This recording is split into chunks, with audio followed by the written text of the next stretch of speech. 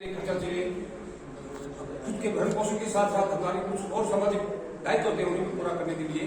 तो सरकार ने अब इन 4 कोड में से जो सोशल सिक्योरिटी का कोड बनाया है उसमें क्या कि आपकी सामाजिक सुरक्षा, आपके स्वास्थ्य की सुरक्षा, पेंशन का आज ये जो पेंशन चल रही है इसके बारे में इस केंद्र ने नहीं किया, लेकिन स्टेट गवर्नमेंट ने 6 स्टेट गवर्नमेंट ने इसको मान लिया है। तो उसका कारण ये है कि हमें जिस समाज ने, जिस व्यक्ति ने जीवन के 60 साल एक सरकारी सेवा में दिए या प्राइवेट काम किया, किसी दुकान पे काम किया, उसको भी कुछ सोशल सिक्योरिटी के रूप में मिलती। ये तो विदेशों में पहले से, अमेरिका में अपने से बहुत ज्यादा वो सरकारी नौकरी इसीलिए जाते हैं, उनको तो सोशल सिक्योरिटी हर टाइप मिलेगी, उनका एक तरह से इंश्योरेंस है।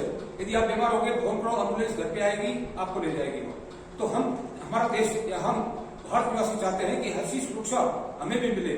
तो इसके लिए इन्होंने जो कोड बनाए हैं कई, उसके बारे में कहूँ कि इन्होंने 4-5 बनाए कि इसमें क्या ईपीएफ करता है हमारे सोशल सिक्योरिटी के लिए। जो आदमी चाहे प्राइवेट में हो या अनरिकॉग्नाइज्ड लेबर जिसको मानते हैं, तो 100% में से 93% तो हमारे अनरिकॉग्नाइज्ड लेबर में है, जिनका कोई हिसाब किताब नहीं, या किसी फैक्ट्री में मान लो 20 से कम मजदूर है, उनके ईपीएफ नहीं कटेगा आपका।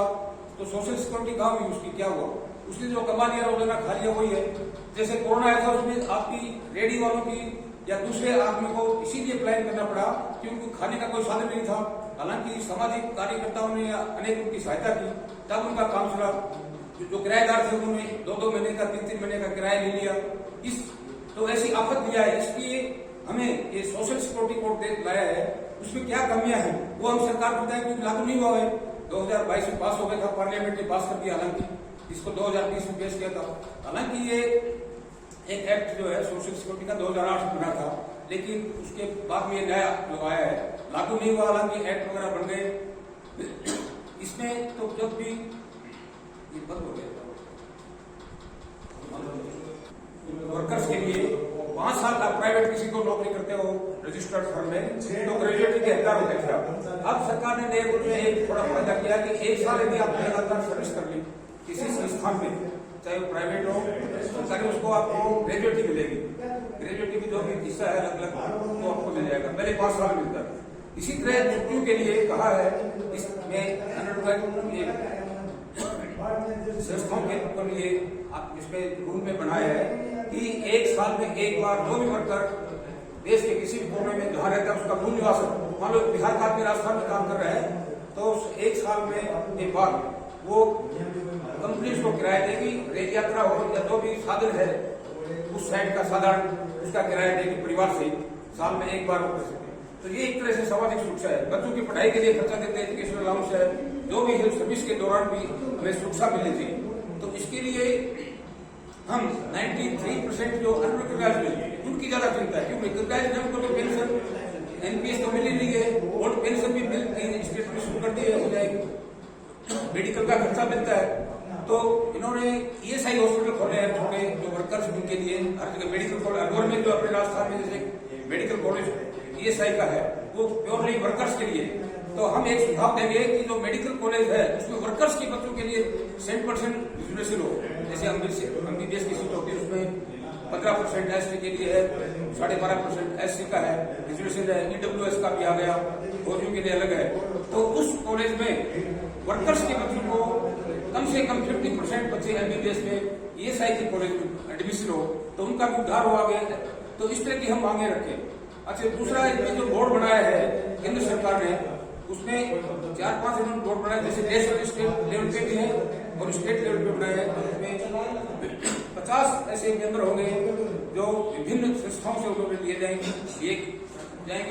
इसी तरह बिल्डिंग्स के लिए एक ऑर्गेनाइजेशन एक बोर्ड बनाएगा। जैसे नए कंस्ट्रक्शन वर्क होते हैं, रेरा संस्था है, उनके अंतर्गत रियल एस्टेट की बिल्डिंग और उनके जो वर्कर्स हैं उसमें पहले से प्रोविजन है कि यदि 10 लाख से ऊपर की कोई भी बिल्डिंग बनती है, कोई मकान आप बनाओगे सर, उसका 1% फंड भी जाएगा जो वर्कर्स के काम आएगा, मजदूर के हित के लिए, उनकी बच्चों की पढ़ाई के लिए खर्च करो, उस फंड भी बना हुआ। हालांकि अभी कोशिश कर रही है गवर्नमेंट की, ऐसे उनको रिकवरी करने में मुश्किल आ रही है कि ठेकेदार 10 लाख से ज्यादा मकान दिखाते नहीं कई बार, या घर वाले नहीं दिखाते, क्योंकि उनको 1% उस जो लागत का उसमें जब 2 करोड़ का मकान बनाया तो 1% वो तो इस तरह से हर फंड गवर्नमेंट में जमा होते हैं वर्कर्स के लिए, लेकिन उसकी अनुपालना नहीं हो रही। पहले से बड़े हुए नहीं कुछ अब नए में भी वो आ गया है, लेकिन इसकी पालना कैसे हो ये हमें सरकार को भी दिखाना होगा। नियमों में और थोड़े से इनमें अच्छी स्पष्टता से हो उनमें कि जो इस तरह के जो नियम बने उनको लागू करें। दूसरा, जैसे मैटरनिटी लीव का है, पहले कम मिलती थी, 12 हफ्ते से कम तो मिनिमम प्राइवेट वालों को भी देनी पड़ती है। पहले प्राइवेट में से छुट्टियां नहीं मिलती थी और फीमेल को कम पैसा मिलता था। अब ये भेद बढ़ा दिया, फीमेल हो चाहे मेल, दोनों को लिंगता के आधार पे पैसे के तनख्वाह के लिए उसमें समान मजदूरी मिलेगी। काम दोनों बराबर ही करते हैं। हालांकि कई जगह तो लेडी ज्यादा वर्क करती है, जैसे कंप्यूटर वगैरह में लेडी ज्यादा होशियार होती, काम ज्यादा करती, ज्यादा पैसा मिलना चाहिए, लेकिन अब उनको बराबर करने के नियमों में उन्होंने सरकार ने बनाए हैं। तो इस तरह से जो अनऑर्गेनाइज दूसरे भी हैं, गिग वर्कर वगैरह है, ओलो वगैरह जो टैक्सी सर्टिफिकेट ड्राइवर्स वगैरह है, अमेजन में जो सप्लाई करते हैं, घर घर सामान भेजते हैं, उनका कोई ऑर्गेनाइज नहीं है, तो उनके लिए भी अब प्रोविजन किया है। लेकिन उनकी हितों का कैसे ध्यान रखा जाए ये इसमें स्पष्ट नहीं किया गया है कि उनको कोई छुट्टियां नहीं मिलती, एक दिन नहीं गया तनख्वाह काट लेगा आदमी उसका। तो इसके लिए ऐसे प्रावधान हो, उनको भी कुछ छुट्टियां मिले, घर जाने के लिए उन्हें भी कुछ एक दिन का कम से कम साल में एक बार जाने आने का खर्चा जो दे, उनका मकान